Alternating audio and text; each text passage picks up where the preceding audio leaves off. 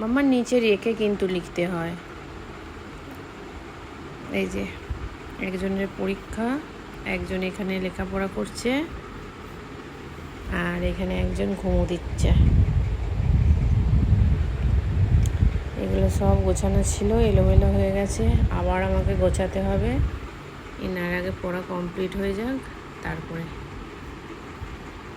মামা নিচে খাতাটা রেখে লিখলে হাতে লেখাটা সুন্দর হবে, ঠিক আছে? নাও তাড়াতাড়ি মুখে বলে বলে লেখো। 4 মুখে বলো। আবার হ্যাঁ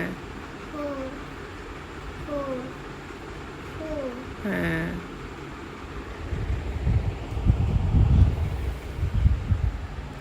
ইনি উঠে গেলেই দিদির পড়া শেষ, তাই তো?